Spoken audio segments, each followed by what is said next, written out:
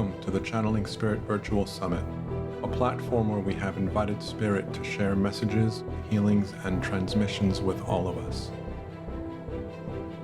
May this energetic experience help us to expand our awareness and to deepen the relationship we have with our higher self, our spiritual team, and with Source, however we define them. Thank you for being here and for taking part in this amazing journey.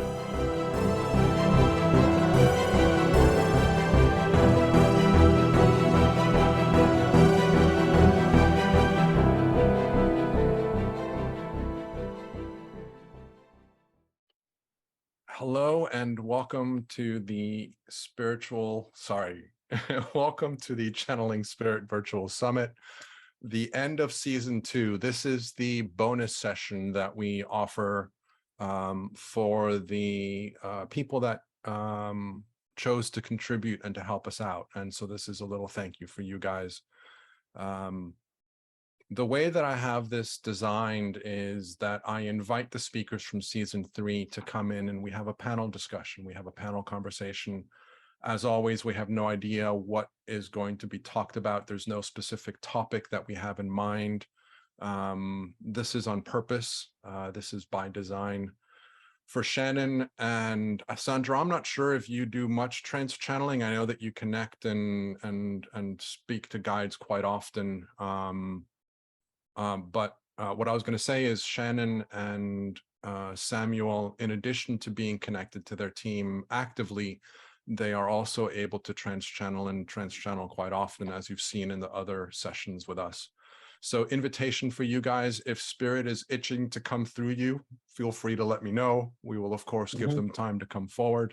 Not necessary. I will leave that up to you and your team to decide how you guys want to proceed with that.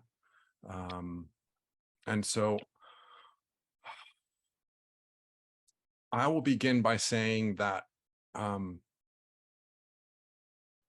normally I have an idea or a feeling or a sense of something before a session begins, and I have been pretty blank today.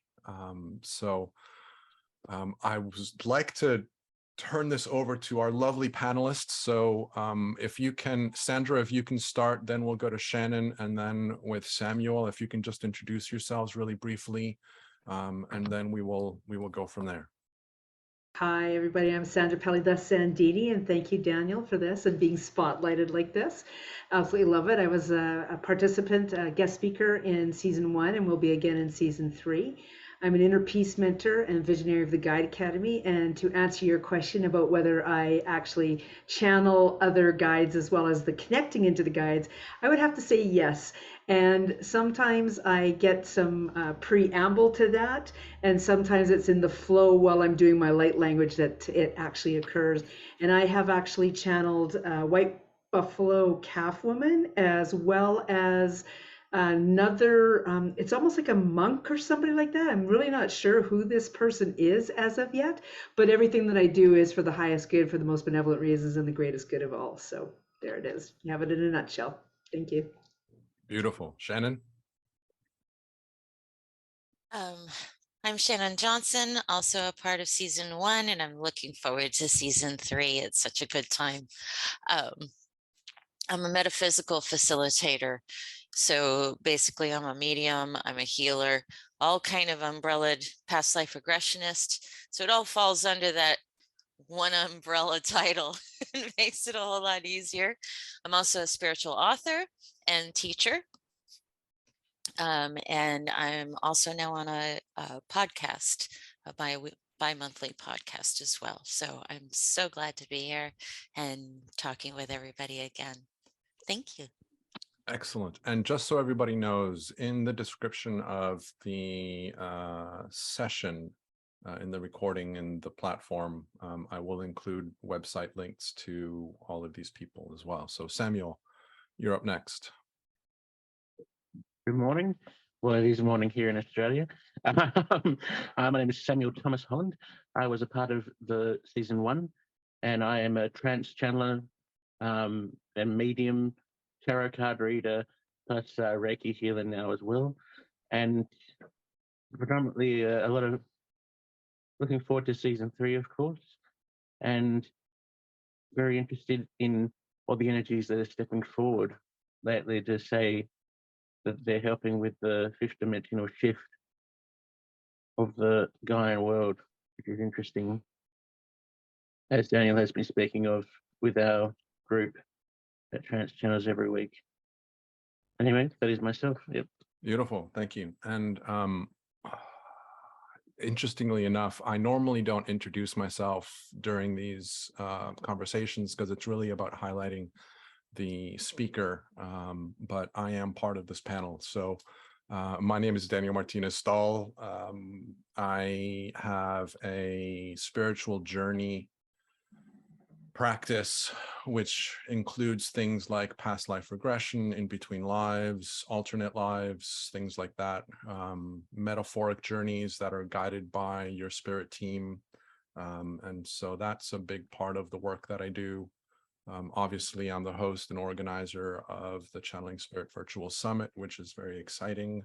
I am learning to channel, as I have shared with you guys in the past. I haven't gotten to the point within my comfort level where I say I am a channeler, but I am confident in the fact that getting better. Exactly. I do channel. I am owning that. Still a long ways to go for me to feel as confident as Shannon. She's got a couple of years ahead of me of experience, and Sandra as well. So anyway, a little bit about me. If you're interested, truelifequest.com is my holding page where I have all of the different projects that I'm working on, this being one of them. Life Beyond Form is another one, et cetera, et cetera, et cetera. So anyway, enough about me. So I wanted to kind of follow up on what Samuel mentioned, which is, sorry, I just kicked my table. Just going to move the microphone a little bit closer. So Samuel mentioned something about this transition that we're going into, a shift in our environment. A lot of people will talk about it as being a fifth dimensional shift. I know some people prefer not to use that term because it's not exactly accurate. It's just a term that people have picked up along the way to help us represent the change that is happening.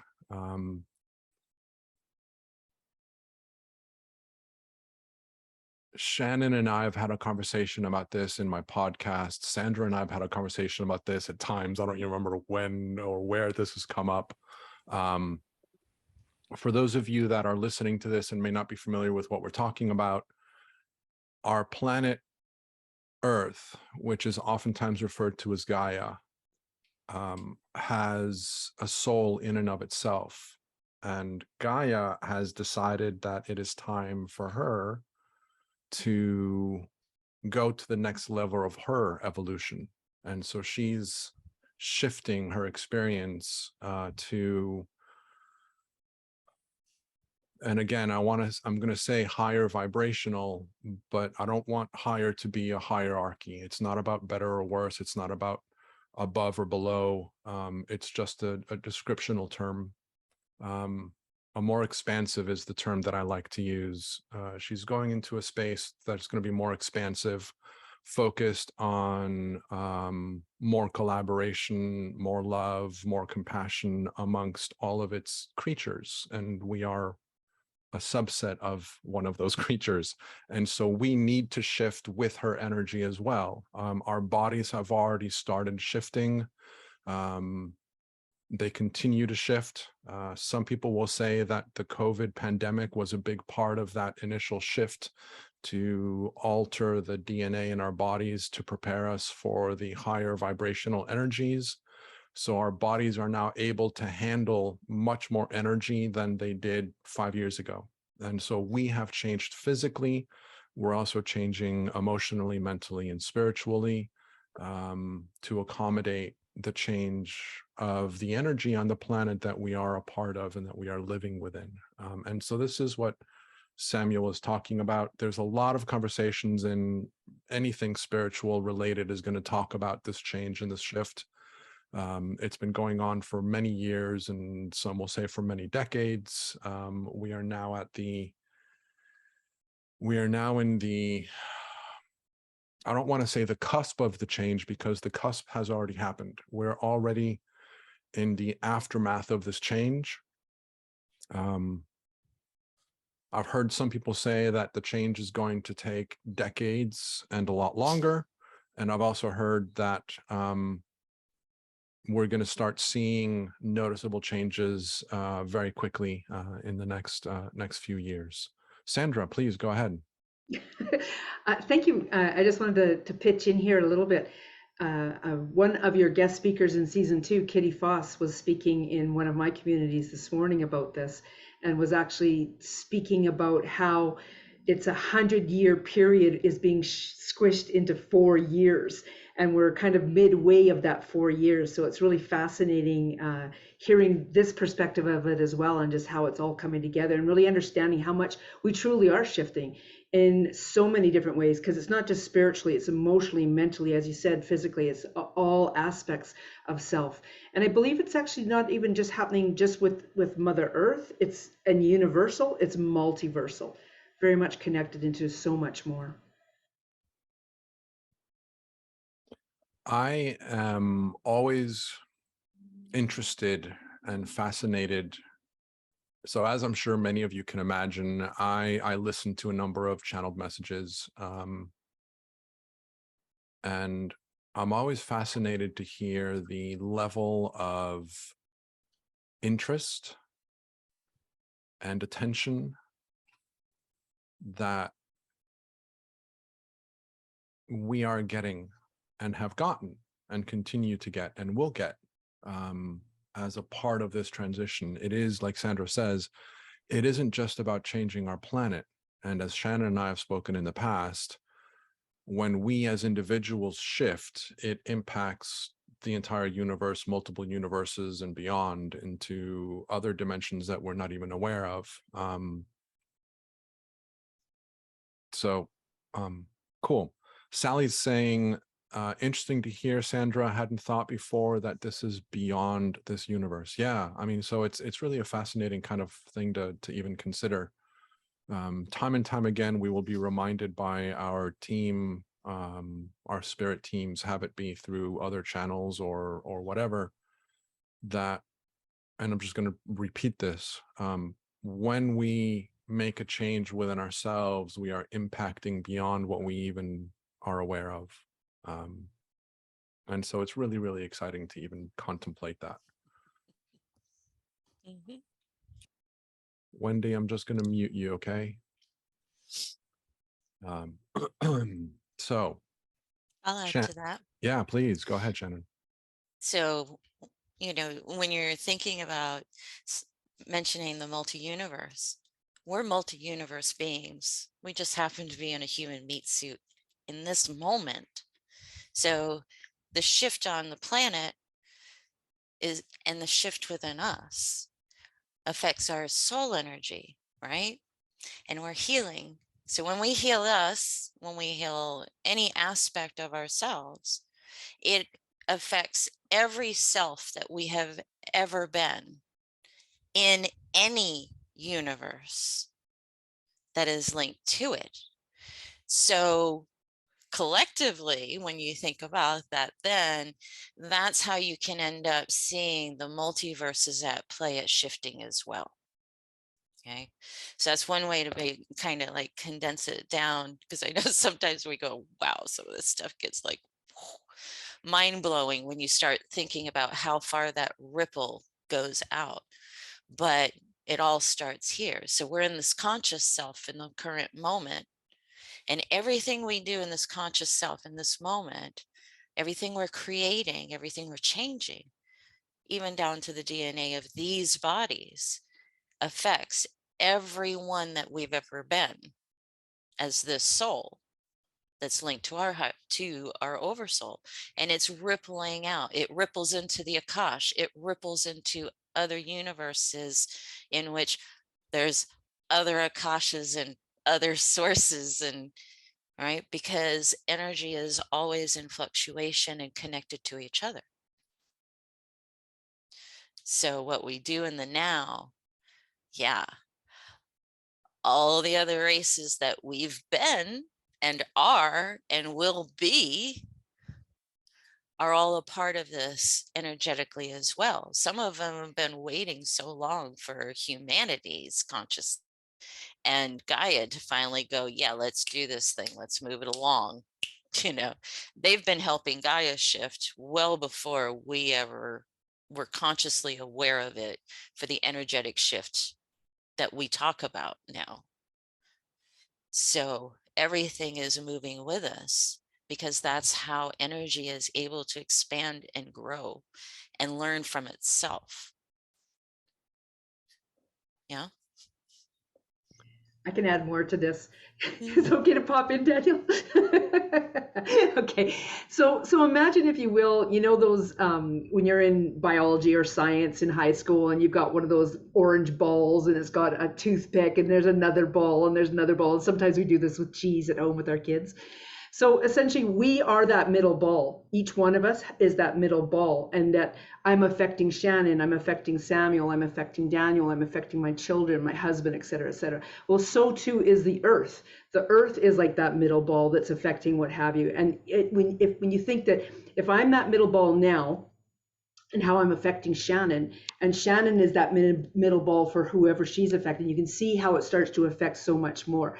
And then also too, how it begins to affect more than just Mother Earth, but Gaia, that it's affecting the planets, it's affecting the multiverses as well. And so Sally makes a comment here. So all the other universes are altering us too. And yes, so it works obviously both ways.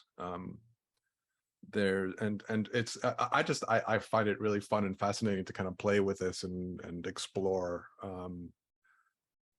When I'm working with people in spiritual regression, one of the things that was shared with me, sorry, I'm a little away from the mic.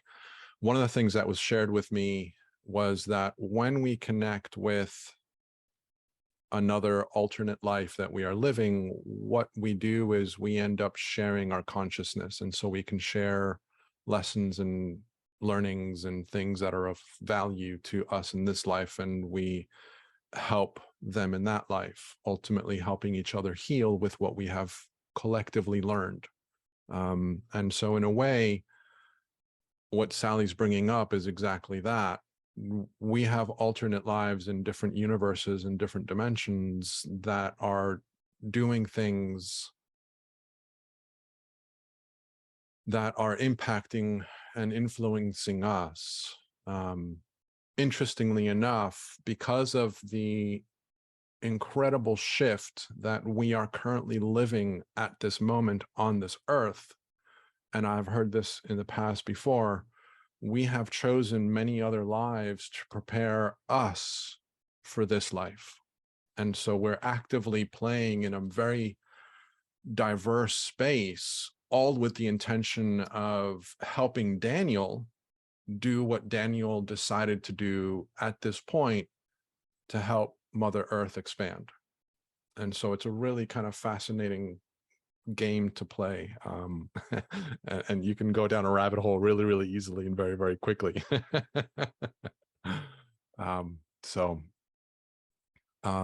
Any questions or comments from anybody? If there's a subject that you guys would like more information about and you want us to talk about, please, this is for you guys as well. So Samuel, I don't know if you want to add anything to this conversation.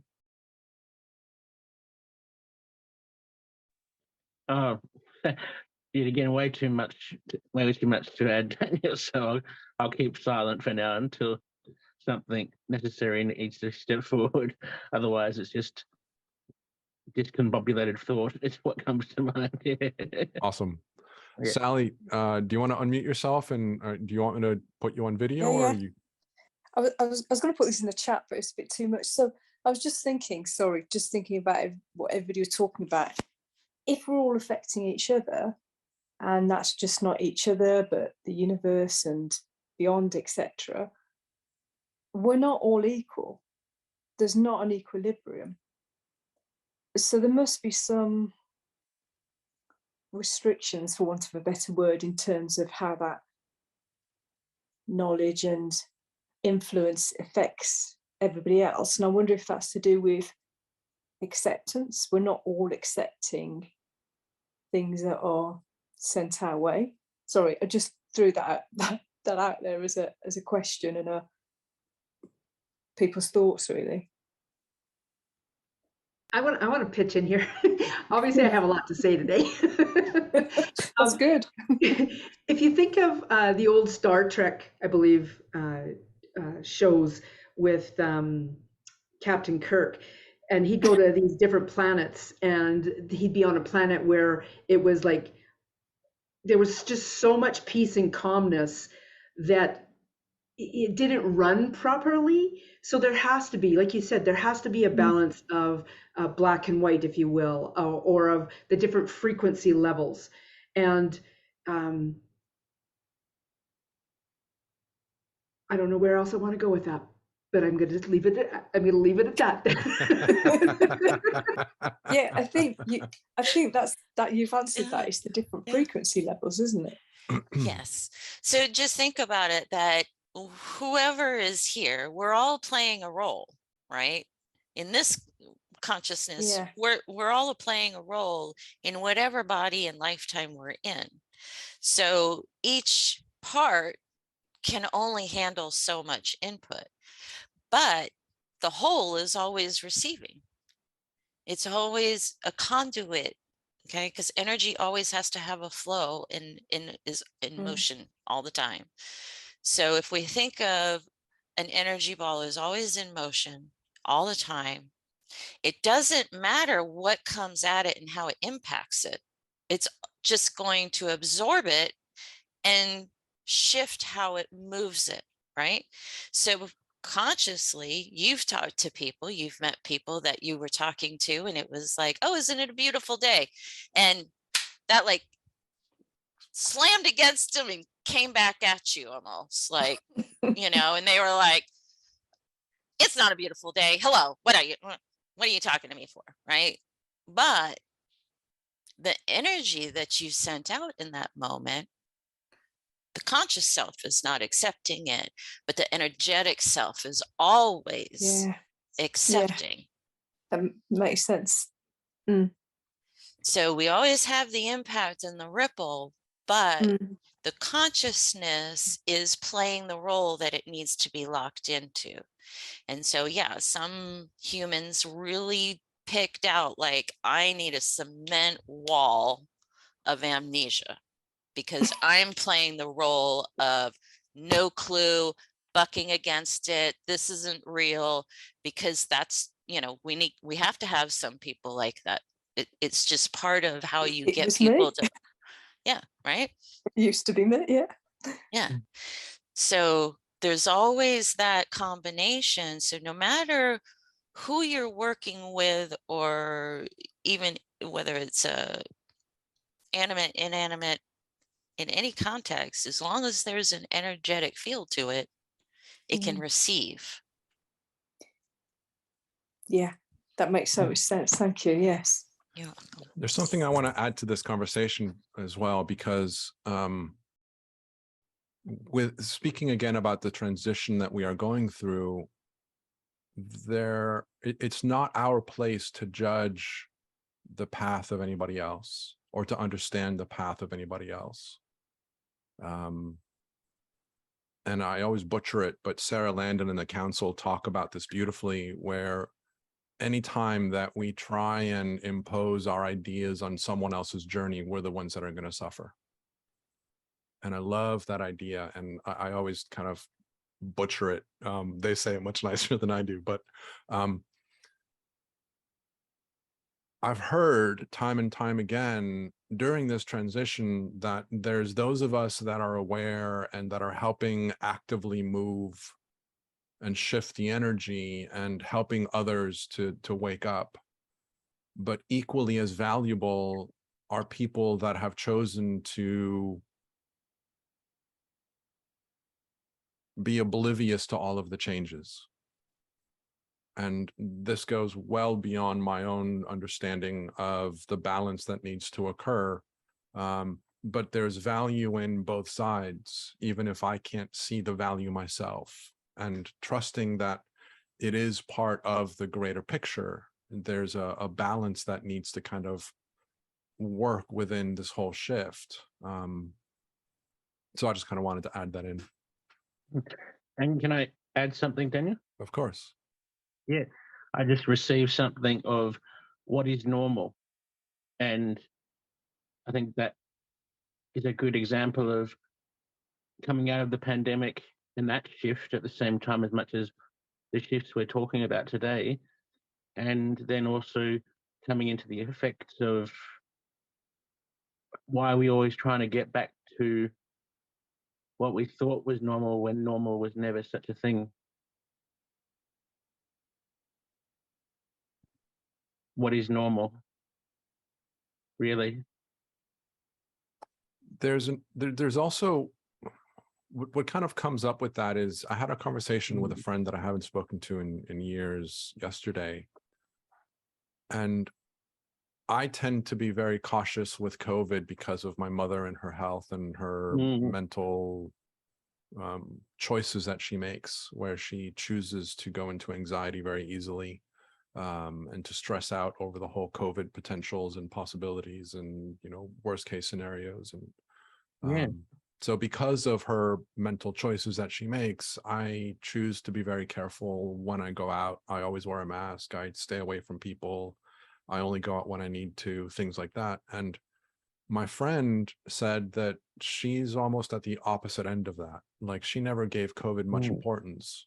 I know people who had family members die because of COVID.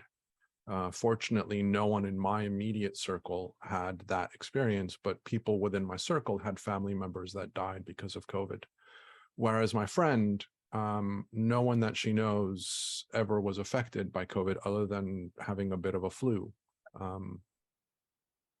And so her experience of that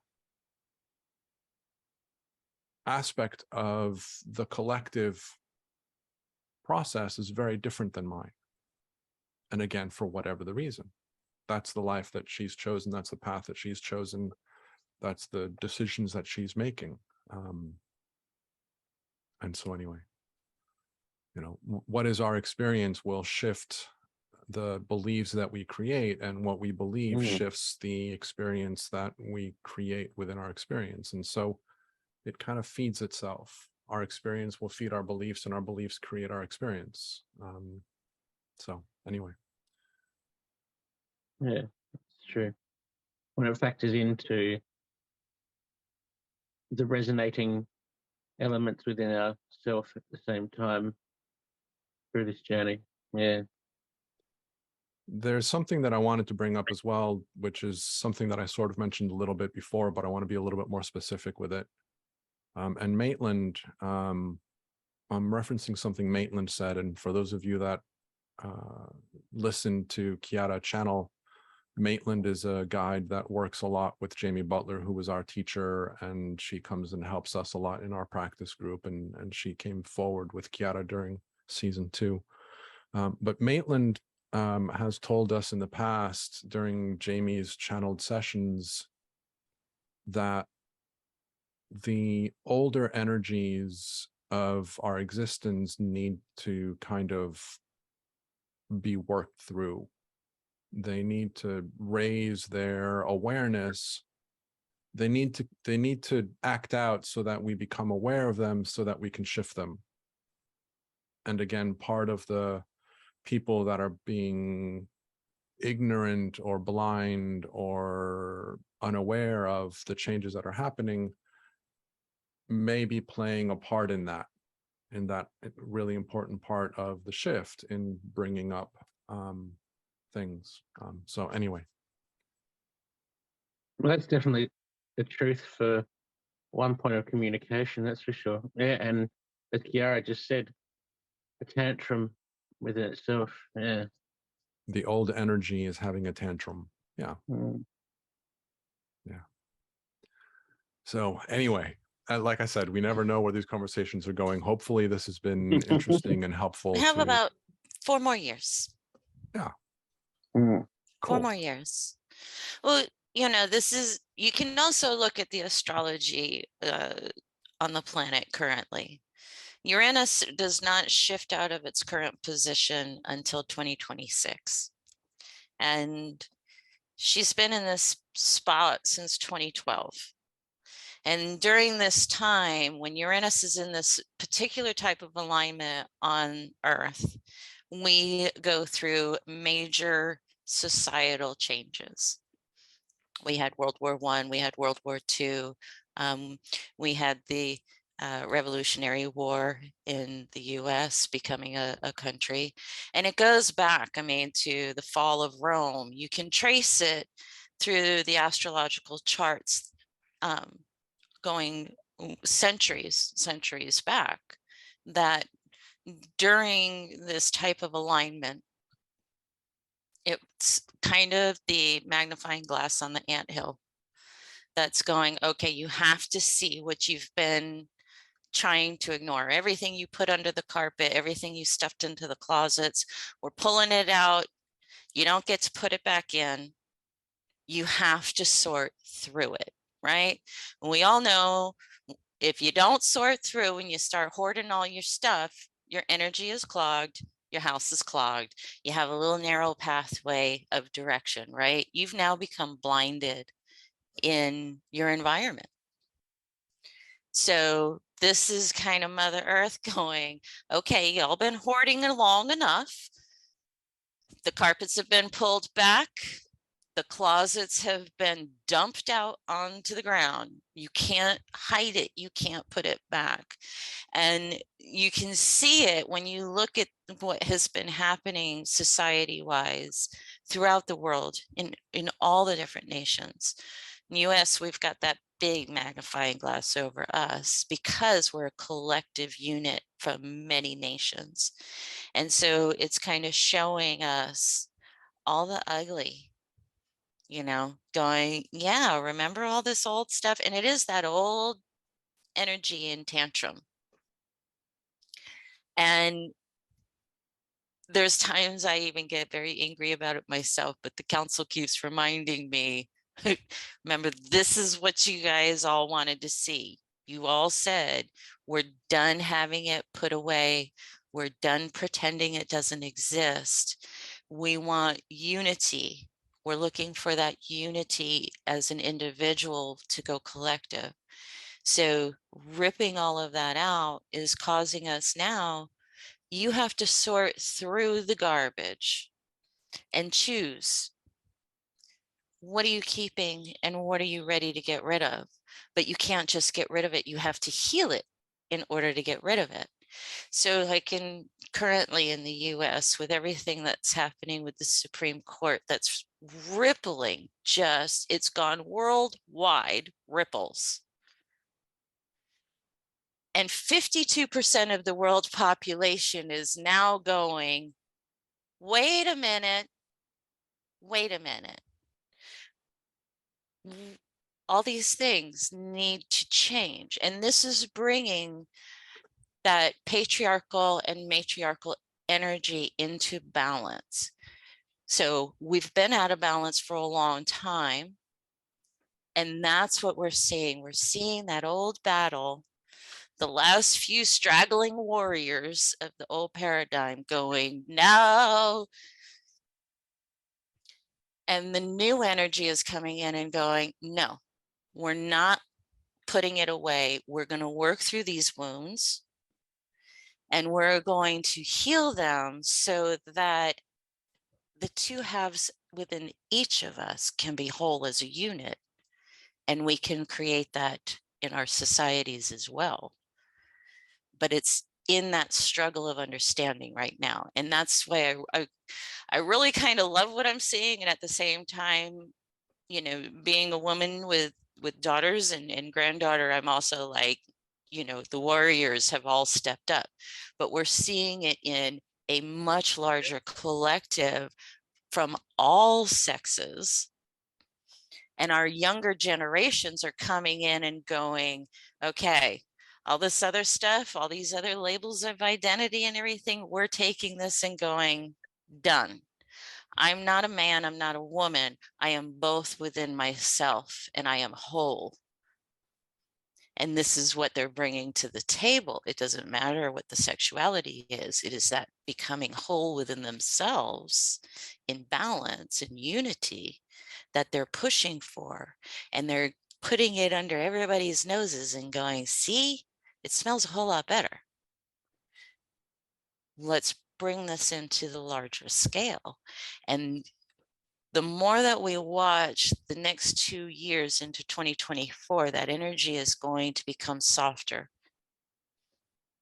because we're cleaning and healing as we move through it instead of bagging it up and trying to stuff it back underneath the couch. Make sense? And that's why it hurts too. You know, I mean, there's a lot of people bringing up a lot of hurt and a lot of pain. A lot of old traumas are coming up. You're seeing generations having to have conversations they didn't have before, right?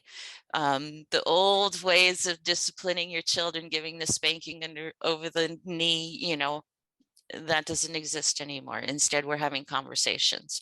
We're accessing emotions and not going, this is conformity and this is the conformity you have to bend to. We're now going, conformity goes out the window.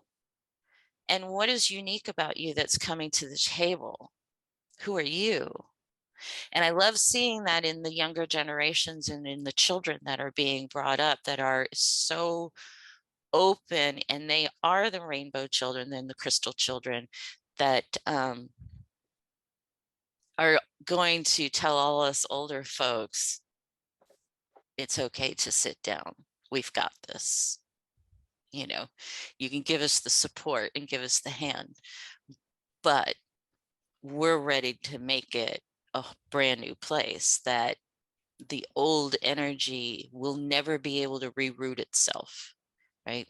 There's always going to be a little tangent of it out there, but will it take root to the point that it grew before? That's the design of this shift. And it's also a huge target of having our scientists, and especially this generation of scientists, to take our quantum physics to the next levels. And I just saw an article about a week ago saying that they are finally being able to prove the fifth dimension actually exists, and that the fourth dimension is actually there in between. So that alone is like, thank you, you guys are finally getting it, right? Because we've all known it's there. It's part of the energy that we see when we take our eyes out of focus. It's what energy workers are working in all the time.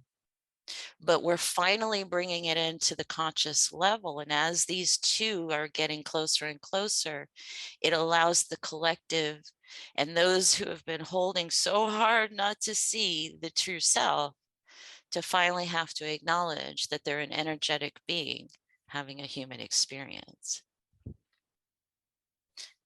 I guess that was my little...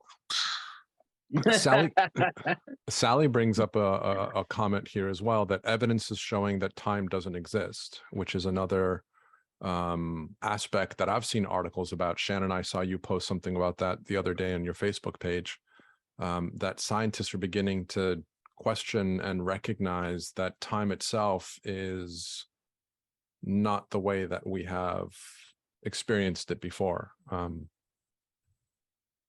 So that's a very interesting conversation altogether as well about time. And I'm reminded, Daniel, after Shannon's experience and explanation of things, she brought up some interesting points, and I was reminded of the Mayan calendar and the 2012 approximation of the end of the world. How that is indicative for another shift that, of course, she referenced happened to where we are now, of course, in 2022. And then of where the next shift will occur in 2026, apparently, as well.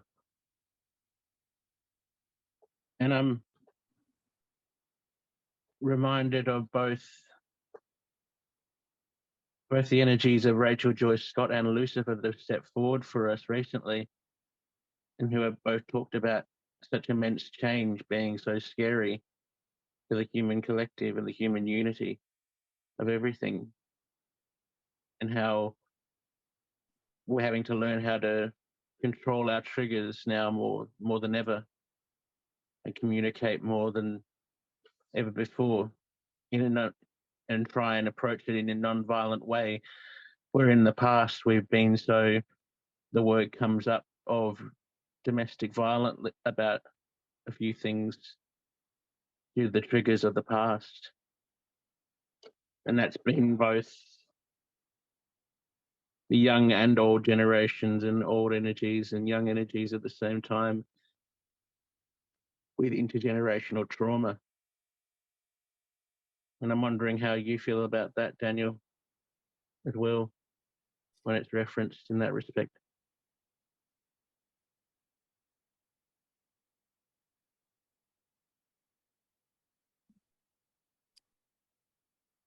What comes to mind is, well, I mean, there's a lot that comes to mind.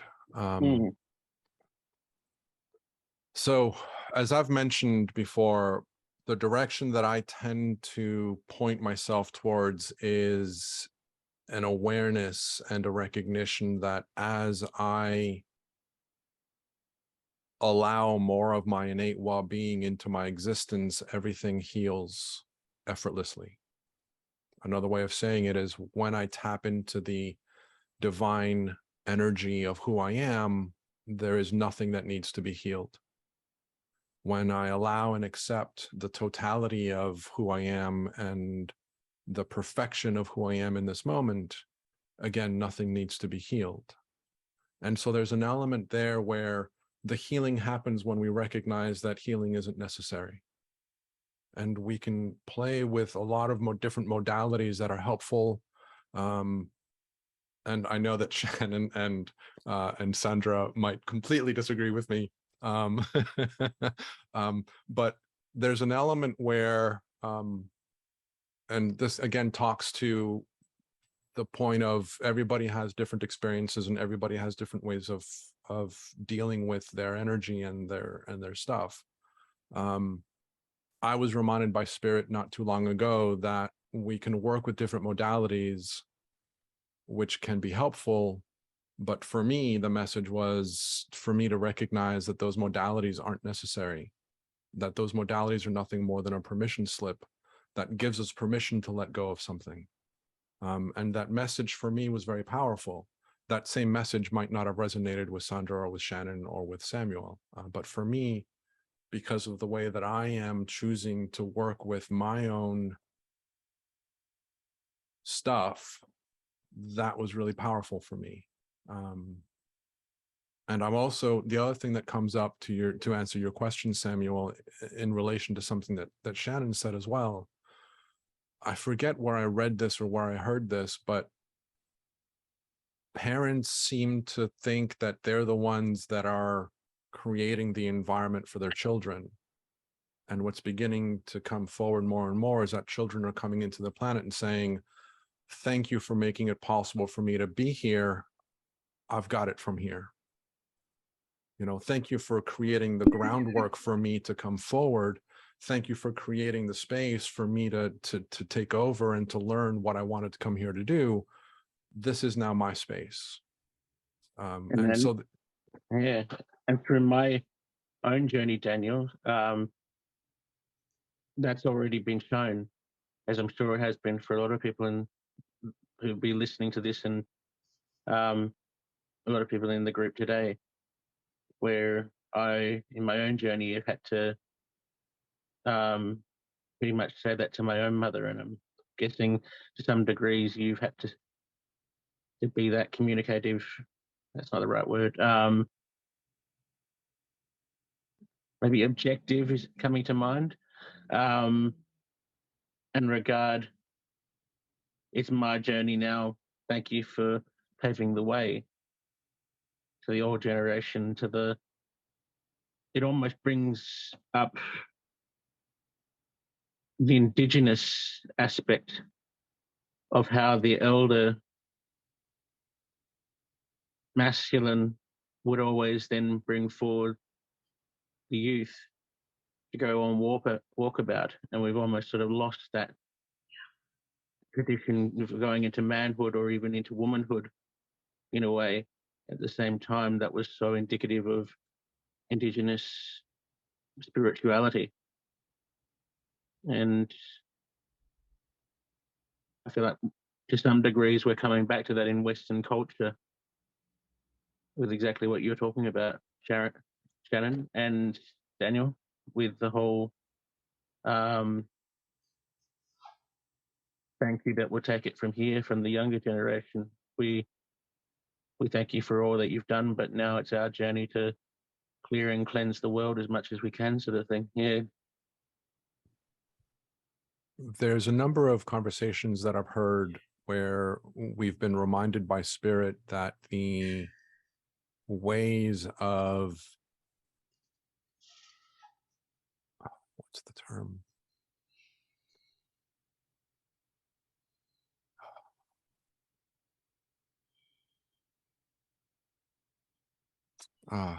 Anyway, I'll say it in a different way. The native wisdom is important and critical for us going forward, that it's been held and it's now ready for us to remember it. So it's interesting that you bring up that idea of the walkabout and the native energy. Sandra, before you add anything to this, Sally raised her hand earlier and she put it down. I just want to touch base with her and see if there's anything that she wanted to ask. That was a while ago and I've forgotten. Sorry, Daniel. Okay. I'd be interested to hear what Sandra actually wants to say. Go ahead, Sandra. She's been watching me chomp at the bit here. Yeah.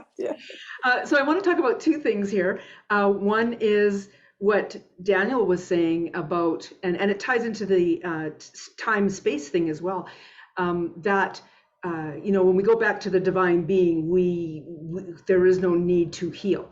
The human mind, a lot of people in their human skin, in their human form, in their earthly body, it's beyond a possibility to imagine themselves healed. They're so caught up in hanging on to that and being in victim state or whatever that is.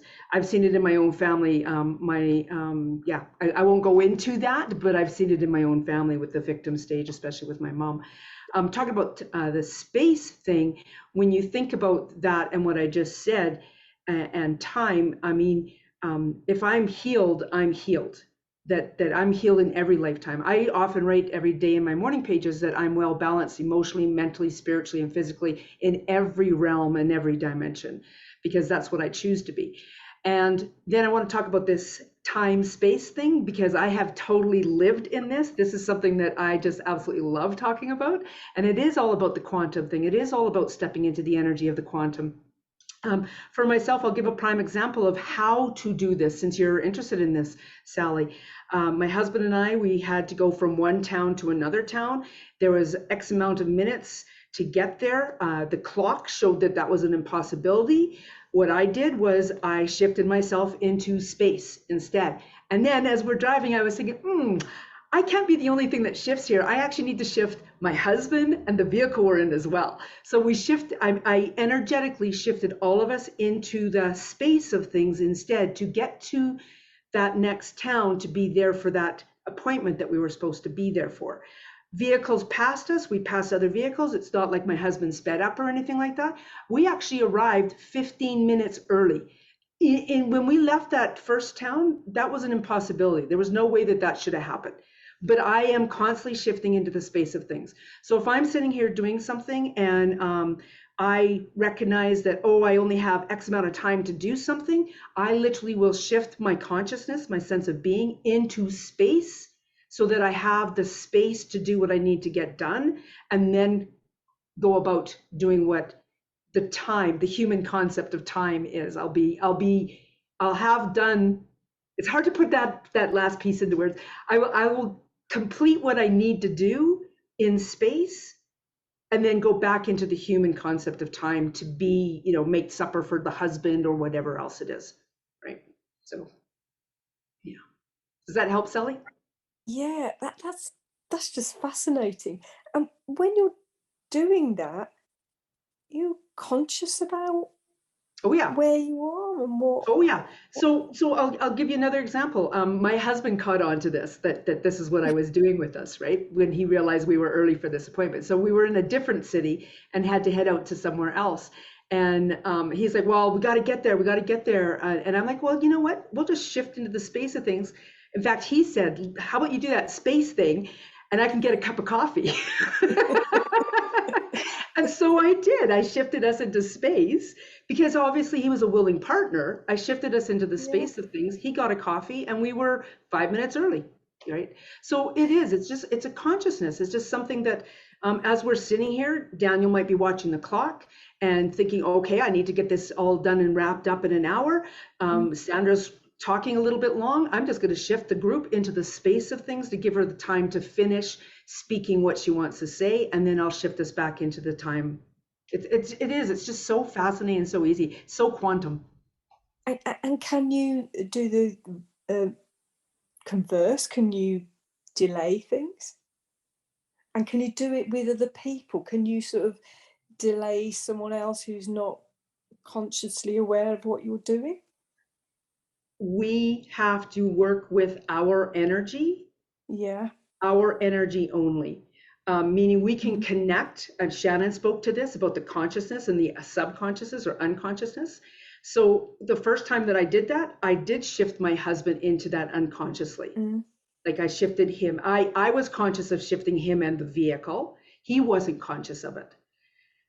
But I wouldn't, I've been married to him for 38 years. Yeah, we're going to the same place. I wouldn't go, oh, I'm going to move Daniel. I'm going to shift his space and energy into something else right now, right? If you want to shift my space so that I can experience that, I would love that anytime. You know what? All you have to do is, I think the biggest thing that I have learned in my spiritual journey is keep it simple. And I hear this time and time again. So if you decide you're going to shift yourself into space, just do it. Just do it. Just believe you could do it. Accept, trust, and believe and do it. Bam, you've done it. Question there, Sandra. When you say shifting into space, does it almost feel like you're in a daydream of sorts, or does it feel like more like you're in your higher self more? You know what? I love your question because I've never actually really felt into the energy of what I was doing, but I believe I shift into the higher self of myself rather than a dream state. I love that you're doing that. I love it because honestly, time. And I wrote a poem I channeled a poem about that a couple of years ago. When I was working with the Cool Council for the first book, and they were like, look, everybody struggles about this whole time, no time. We got no time, you have time. But time on your planet is a belief. It is a construct that we created and gave a belief to in order to have order. Control. To give a semblance of order to give us a function. So it had no other purpose other than to give the human brain in its simplest form something that it could define itself with. I have to get up when the sun rises and work the land so I can eat. and I go to sleep when the sun is gone because I can't see at night. You know, animals, most of them can have nocturnal vision. We are the one animal that does not have nocturnal vision. Pretty much every other creature on the planet does. Even sea creatures, because they live in the dark. It's not lit up in the ocean. You know, it's dark. So we created a calendar, we created a clock, and we've even changed our calendar many, many times over the thousands and thousands of years that humans have been walking the planet. And I find it so interesting because we always get so caught up on it, and we're always like the clock. And it's really a thing that we have given power over ourselves to dictate where we need to be and give purpose. But the moment that we take that and go, you truly do not exist, which is what Sandra's doing. She's basically taking the clock and go, bending it like a, what is that, Picasso that does the bending, melting clocks and everything. That, I feel like he was having visions of that. Picasso of and time, Dali. yes, of time melting, of time bending to his will. So, you know, we have the ability. All we have to do is understand that time is truly only my belief. So if I take it and condense it and shift myself into the in-between space of it, I can condense it and I can expand it because I'm energy, just like that is. The only difference is the collective has given it a power and a definition to make it real. So there's a couple have things no that idea. there's a couple things that I want to add to this. Let me begin with the first one and then see if I remember the second one. One of the things that I heard, and I can't remember if it was Maitland Grace or who's another guide that speaks through Jamie Butler, or someone else, but they were talking about how this shift that our planet has gone through and that we are going through diminishes the veil. And people talk about this in different ways. The separation between us and our spiritual self is thinner now than it's ever been. And as I asked questions about how can I channel more effectively, how can I get out of my way, blah, blah, blah, one of the things that I was told is exactly what Sandra just said, which is just do it. We're now in a place where the process that was part of our journey in the past is no longer necessary. And it's just a question of recognizing that process of doing A, B, C, and D in order to get to E no longer exists. All we need to do is just think it and be it, and that's and it will be so. Having said that, I am not one of those people that have gotten out of my head enough to allow that to happen as easily as Sandra. Which is part of my journey. Yeah. Well, you know, the Cool Council, one of the ways they put it to me, because yes, I'd been hearing that too. Okay, the veil is thinning between our conscious world, our 3D world, and universe. And I kept thinking, when you're looking at life planning in which there's still going to be some souls choosing to have more density of an experience on the planet, and the planet will still be able to serve that, then you can't have that full veil going on, disappearing, right? So I had brought this up to my interviewer, Matt, and I was like, okay, whoever comes in, ask them about this. And they said, let's put it this way. It's the way that you're verbalizing it. You're saying the veil is thinning, but that's not the truth. The truth is your perception of the veil is what's thinning for each individual, and it grows to the collective. So everybody who energetically keeps opening up, right, to it and going, and we see this more and more. I mean, come on, I'm a medium. I talk to dead people. I say it all the time now in my town, and I'm in a town where they would literally burn me like I got burned in lifetimes before. And now instead they're like, oh, well, did you know, my wife, she can predict the sex of every baby I've ever known her. She knows every time she's right. Okay. These are conversations that are happening in the daily language now that didn't before. So I'm seeing now that it is, when they told that, when I saw it in the transcript and I went, that for me was like, oh, I get it. The veil's not truly thinning. It is the human's perception of their amnesia. Their individual amnesia is slowly shrinking the more that they accept the truth about themselves. And it blooms out from each individual and each of us touching into it. And that's how it grows.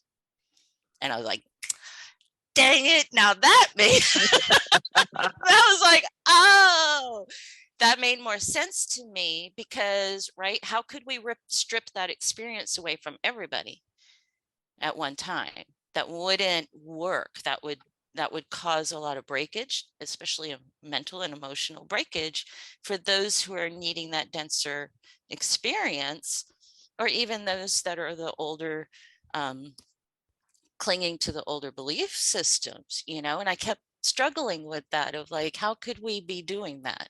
That would hurt a lot of people. And when they spun it that way, I went, duh. Oh, that put it together in a way that was like, oh. And so then you're going, now I can see it generational, right? Because my grandmother would have been like, oh my God, running into the Catholic Church, doing her whole, oh my God. My mother was the one, she's 83. She was the one that pulled the family away from the belief system. My generation, I taught my children, you don't have a belief system. You create what you want to believe, make the choice for yourself, and gave them the tools of all experiences and everything on the table.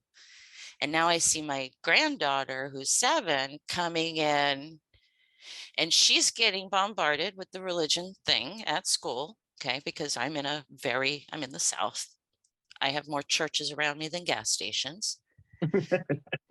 But she's in 2nd grade and she's being asked ever since kindergarten, what church do you go to? And she goes, my backyard. We believe in nature and science. She's speaking it in a collective that before she would have been persecuted for. And now she's just like, oh, no, that's the deal. Hello. So you're seeing that whole dynamic is changing. My veil is gone. My children keep a little bit of it for their own sanity, but they speak about it. They speak about the dead. They speak about energy. They know. My granddaughter knows when the light gets turned on and nobody's in the room and she sees it, she goes, Meme, somebody's here for you. Just like if they knocked on the front door. So we're seeing that whole dynamic, and little by little, her veil is just disintegrating because she is open, and we're creating this scenario for everyone to thin that veil down and go, it's okay to open it. It's okay to punch holes in it and allow the rest of it in. And I think that's one of the big ways we're going to see our own generations with the others be able to pull that barrier down for each self as the rest of us are all saying, it's okay, we have your hand to help you do it. Yeah. And one thing that I just want to add to this is I love the reminder that it's our perception that we're shifting. The reality is that there is no veil. It's only a perception of a veil. And this is something that I talk a lot about with people when I'm doing spiritual regression, is the perception of the connection that they have with their spirit team is only a perception. Their team is always there. They're always communicating.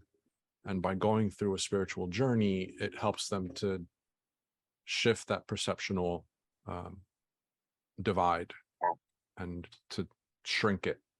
Sandra. I'll keep this brief, Sally, because I see you got your hand raised as well. Shannon, what you were saying, this really brings it back to that generational stuff that Samuel was asking about, because you broke that cycle so that the children after you have things occur. Remember when I was saying that we tend to, as human beings, hold on so tightly to these, I guess, expectations, limiting beliefs, traumas, whatever have happened in our lives. When I have worked with a couple of the people in my community, we've gone back and done stuff that has been like 400 generations back or 1,000 generations back.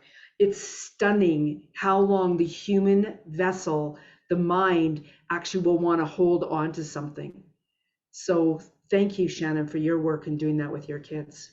Yeah. Go ahead, Sally. Oh, you didn't have to keep it short, Sandra. I'm happy to hear you speaking. Sorry, I was just getting distracted off tangent on another thought about what you were saying, Shannon. You were talking about your daughter in the in the garden, and talking about the science and the nature, etc.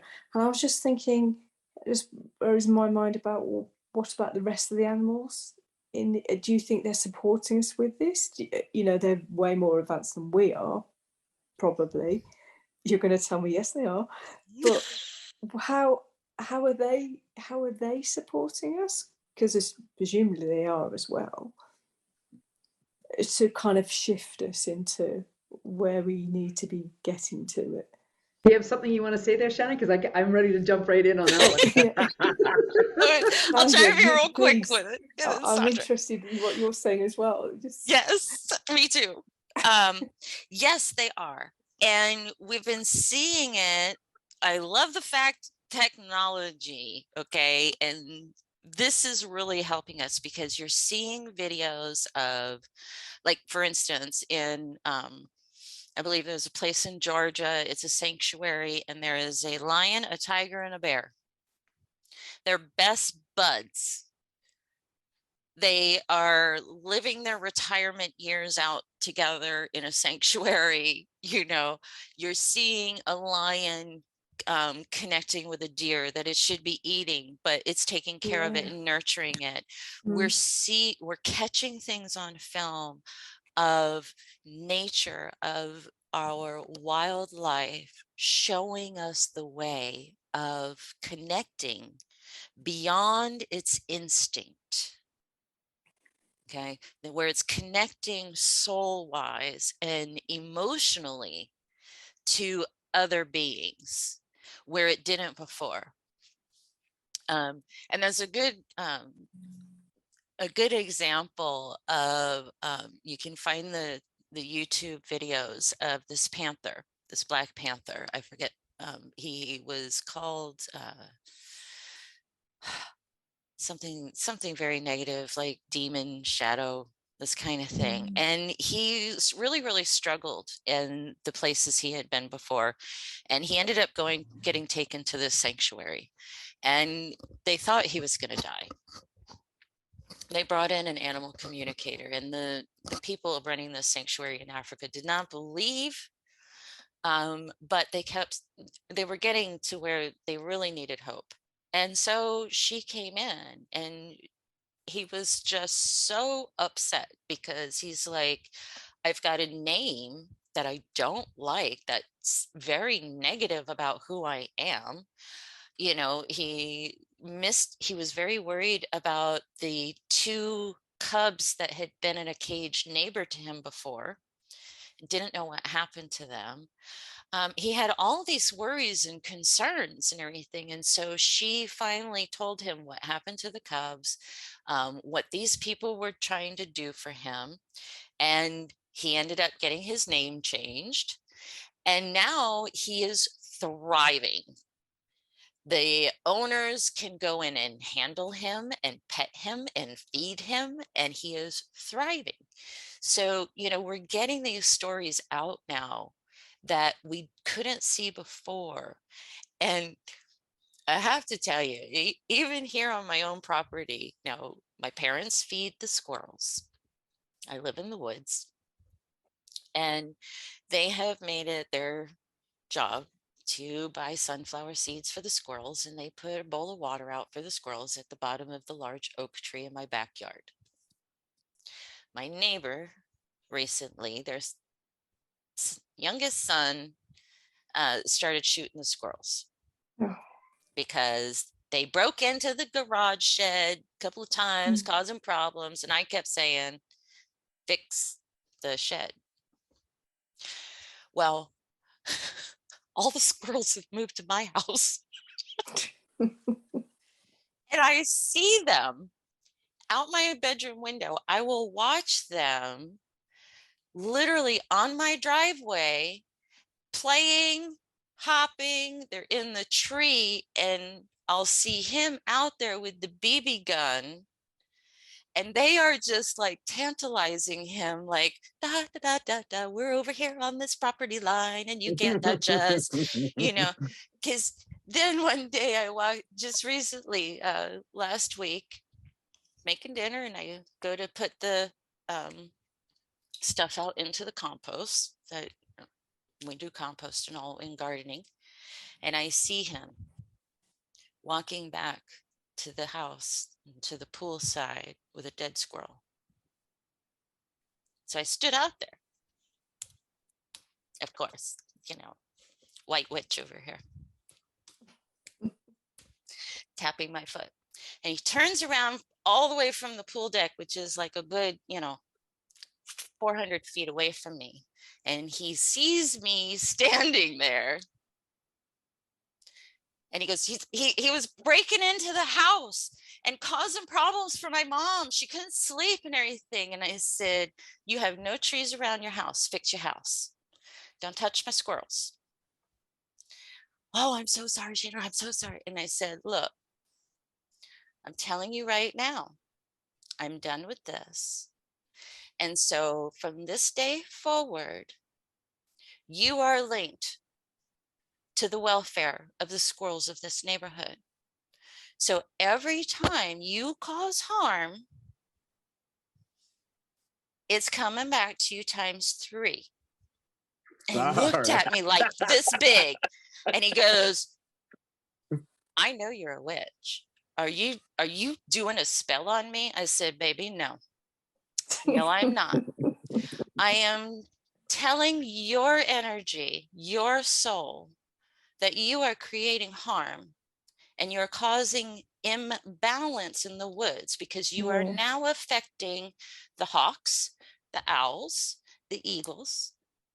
You're affecting the snakes. You're affecting the rodents.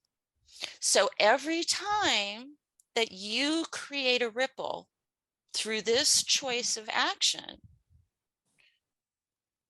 it is linking back to you.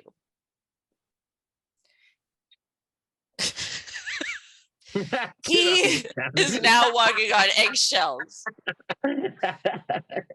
I have not seen the BB gun out in over a week. All I did was make the suggestion. It's in his head now. Yeah. It's in his head now that he knows that I've put it out there verbally. So he's read my book. He's got it next to his bed, he tells me. And I'm like, you read my book. So you know what you're doing. You're making a conscious choice about this. And now I literally see the squirrels along like the property lines, like da da da da da. Sharon put the fear of God in you, boy.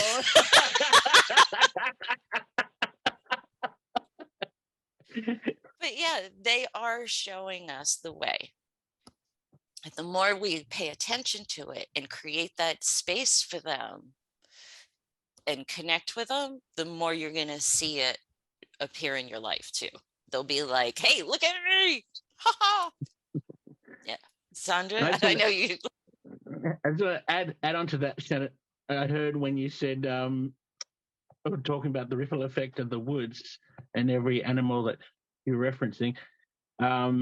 It was also, I heard briefly that you were actually connecting to his guides and they were actually telling him off at the same time as you were. And that's what the resonance was, and also the ripple effect of you were telling him off just as much as his guides were going, don't be an idiot, listen to her. And of course he stood up and went, actually, shit, yeah, I actually need to actually listen to this, yeah. Where other times he probably would have gone, oh, piss off, witch, and probably walked in the room probably. His guides were saying, nah, you need to listen to this, even if your physical body doesn't want to. You go and plant you like the roots of your feet and just go, nah, listen to it. Because this is just bullshit and it's getting out of control. Yeah. Which is Sandra? interesting. Yeah. I like both what both of you have said, both Samuel and Shannon, coming back to the original question about how animals are in this. That was a beautiful example. And it's also bringing it into the human awareness too, Sally, and for each of you listening. It's in when we're having a conversation with someone and a deer walks by.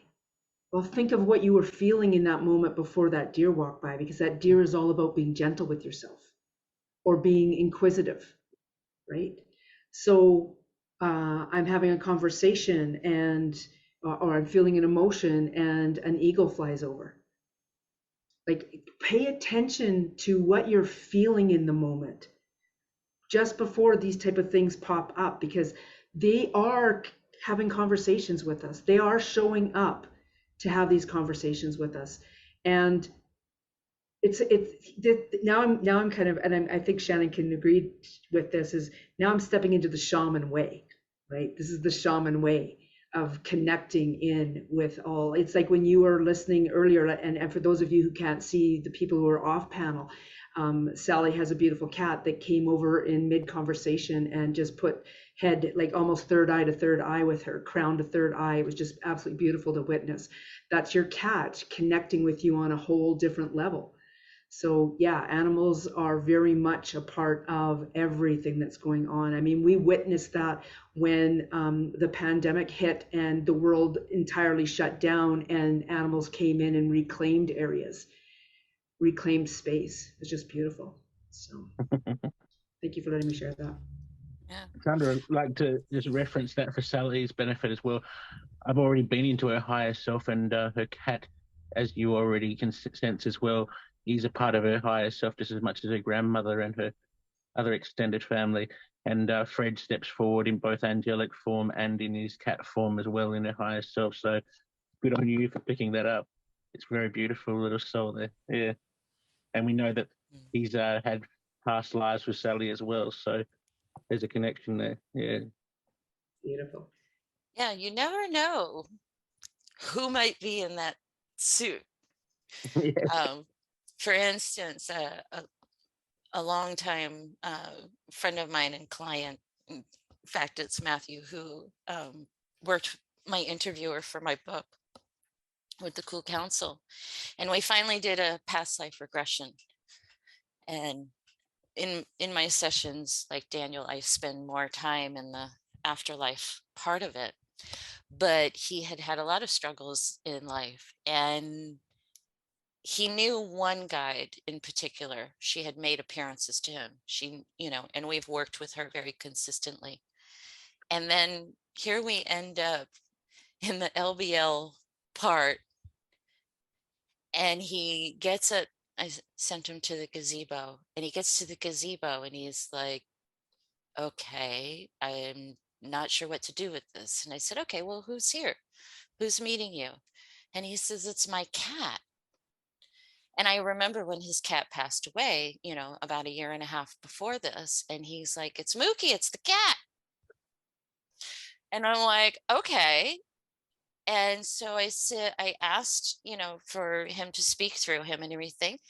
And it turned out that his guide, who is normally Sam, not the one that we were, Annabelle that we were always working with, but this was the master guide. And he had come in to the cat life to help him get onto his path and get through some trauma years and get into his spirituality and get him to a certain point before he was to depart again. So he was working from the spirit realm as this guide over here, but was much more background because he was using a part of himself in an incarnation as this cat to work with him hands on in the lifetime. And I was like, I loved it. I was like, there you go. There was such a beautiful connection. And he was just like, you know, I never would have known that until we finally did that session and he got to see it for himself in the session, that it all fell into place. And he was like, everything, every question and everything else ended up coming together so cleanly because he was able to understand then how this guide was working with him in a physical body as this cat. And it was amazing. So yeah, I love it. I love it. Sandra, before you share your cat story, I just want to let everybody know that we are approaching the 1.5 hour mark. We did start a little bit later, so I'm okay going forward. But in terms of the recording itself, we are going to be kind of wrapping up relatively soon. Go ahead, Sandra. I'll keep the story short. When I was still doing in-person sessions, a woman came to my door, this blonde young lady, and as she was coming in, I had this real Egyptian sense, like her black hair, really Egyptian. So she came in, she was laying on my table, and I was doing hands-on work with her, facilitating energy healing, etc. And I said, there's a cat. There's something about a cat happening here. And she goes, well, I have a cat at the house. Well, I don't have a cat. It's a family cat and I hate the cat, kind of thing. And I was like, oh, well, that's really interesting because this cat, actually, I see the ties there. I believe that this is the cat that's at your house. However, this cat has actually been with you since the time of Egypt. And she actually ended up energetically, I felt into the energy of what was going on. And she was a Egyptian princess of, I'm not sure who she was specifically, but she had been beheaded at that time. And her and that cat had been separated at that time. And this was, I believe, the first time that the cat had come back in to her life, but didn't recognize that cat's energy. I'm not sure what happened after that, but it was just really interesting to witness that cat energy and how it wanted to be recognized for having been in that lifetime with her. Yeah, it's really fascinating. I could go on and on with cat stories and animal stories, horse stories, all kinds. Yeah. I love that, Sandra. Thank you. So one of the things that I'd like to add to this conversation about how are the animals helping us, we are, as humans, we are an animal on this planet that is an integral part of the energy of Gaia. So we channel a lot of the energy that Gaia uses. It comes through us. The link between us and Gaia is phenomenal. We are not the only species that does this. There are other species that do this as well. This is not information that has been shared with me directly, just again, transparency. This is something that I heard through a channeled message, which really resonated with me. There are a lot of animals that are actively assisting and have been and will continue to actively assist in this transitional shift. They clearly have less of a perceptual veil between their experience and what we create. So they're more actively connected to what's happening than we are. But there is a lot of collaboration that's happening all around the planet. That's just the only thing that I wanted to add. Anybody have any comments, questions, anything that they would like to kind of share in addition to what we've been talking about, or something different? Yeah, I would like to just say one last thing, Daniel. We've been talking a lot about the thinning of the veil, and as everyone was talking about it today, it was being referenced something about Halloween. And I guess due to October fastly approaching us more than we realize, I'm always told by my guides in Halloween to be very careful with what I'm putting out there and what I'm receiving at the same time, because of the veil being so thin. And it's interesting that they bring that up with this talk about the thinning of the veil, and that one point in the year, the veil can be that thin that even the guides are scared for the human collective to just go, be careful what you're doing in the fifth dimension, because you're a lot more open than you think you are.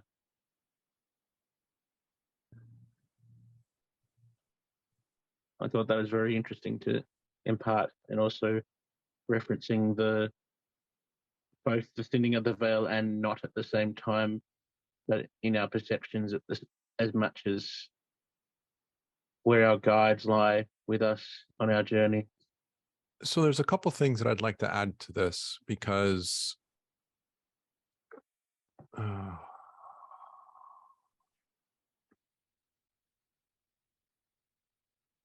the collective consciousness has created a space where at the end of October, the perception of a veil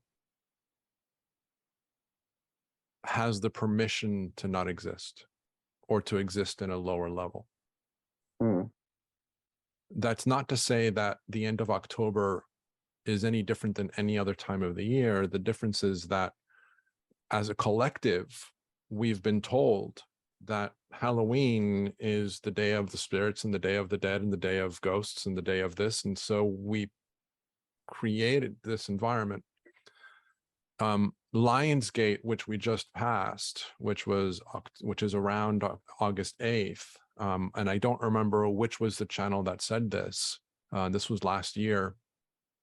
I heard somebody say that Lionsgate is nothing more than a human created gate. It's a space that we've created, and it's powerful because we've chosen to make it powerful. It's nothing more than a collective agreement that this is going to be a sacred moment and a sacred space. And because we collectively agree to that, it creates that sacred journey in that sacred space. And for me, Halloween is no different.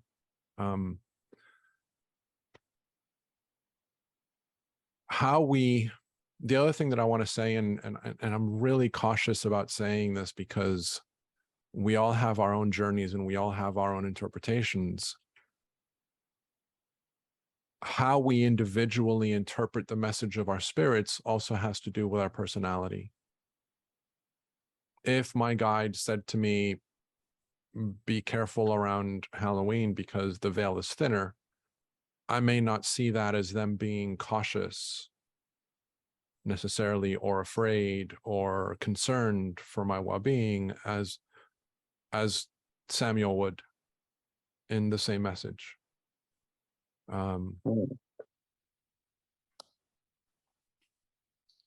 I repeatedly will talk about how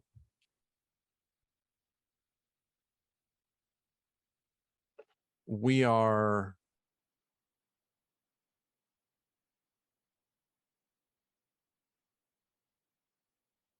and I just wrote a blog article about this. We are the creators of our own creation. We are powerful beyond our own idea of what we can create. If we believe that there is something that we need to be careful about, we will create an environment where that becomes a reality. If we need to protect ourselves from ABC, we will create a situation where ABC becomes a reality so that we can protect ourselves from it. And this isn't a statement of judgment. Thank you, Sandra. Thank you for being Thank here. you, Sandra. This isn't a statement of judgment. It's just a statement of reminding us that we are the ones that are creating our experience of life through the thoughts that we have and the meaning we're giving it. Can I add something to this? Of course. So Halloween is my absolute #1 holiday. It is my favorite. Although I was born November 1st, which is a good reason why I like it so much. But no, what I wanted to say is that there's been a lot of fear put around Halloween. And that was created by humans wanting control. Halloween was actually the first day of a 4-day festival. Originally, back when we were druids, way back, this was the end of the year celebration. It was the end of the harvest. The harvest was done in September. The fields and crops were cleaned and cleared. So October 31st was actually the end of the season, the end of the year, and which was why they saw it as the time of the veil being the thinnest. It was a time of celebration, everyone who was lost throughout the year, because winter, and actually it was November 2nd to them, that was New Year's celebration. And we can see this when we look at some of the old religious teachings where there was Halloween, then you have All Saints Day, and you have All Souls Day.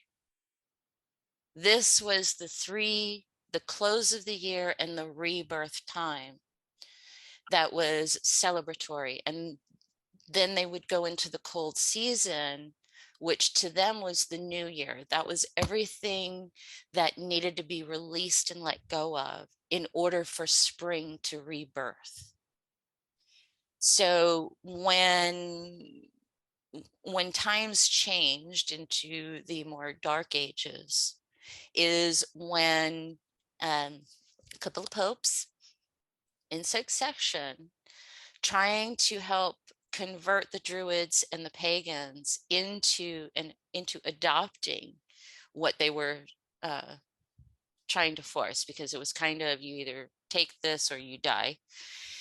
They adopted some of this time period into their teachings to then use it as, this is the old that is now fearful, because if you're practicing this, it means you're allowing the dead to come forward.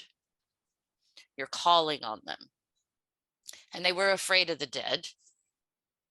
So this is why Halloween got such a stigma around it, when it was truly All Hallows Eve, leading to All Souls Day, the celebrations of the new year and the transition of last year's, of the old growing season into the rebirth. So when you approach Halloween and what's being birthed around it, it's a high energy that is really at play. So yeah, the old hearsay teachings that came through gave us this fear, you know, of like, oh my God, the dead rise on Halloween, you know, because it was nice and spooky, and it created fear that then they could go, you need to come and repent and cleanse your soul on All Souls Day. So, but when we burst that bubble out and go, Halloween is actually a celebration of all that is and all that transpired on all sides of the veils. It's celebration time. But And that's why they yeah. used to do, like, you know, the costumes and everything else were all about being a part of that, so that the dead could be sitting at the table and not feel oddball, right? Mhm. Because we were looking at that kind of thing. So yeah, the energy, Samuel, is beautiful to work with.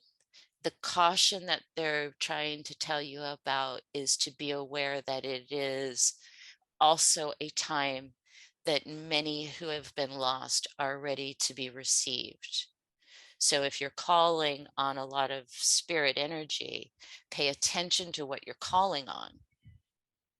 Definitely, So, because I think, to reiterate on that, everything you said, Shannon, I also am reminded that I've also been told that I'm incredibly more sensitive than others to energy sometimes, and sometimes I may forget to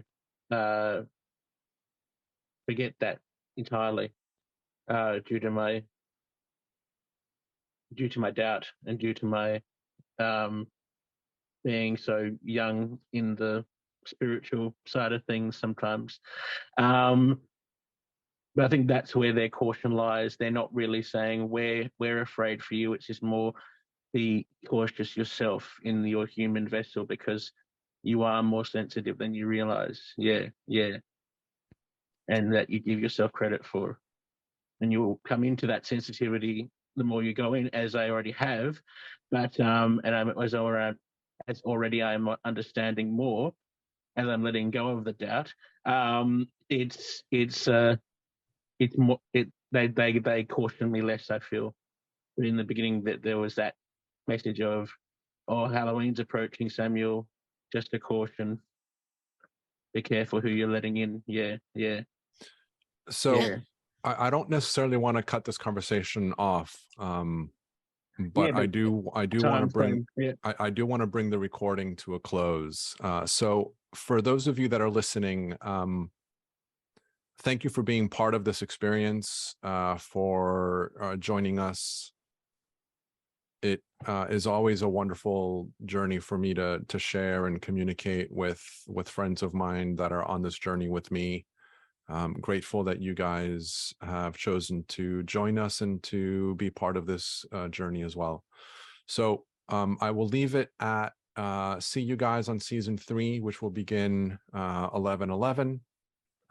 Shannon, Samuel, and Sandro are all speakers that are returning for season 3, which is always very exciting. Love you guys all. I will leave you with being spirit, being human, and simply being from love. And I will see you guys soon.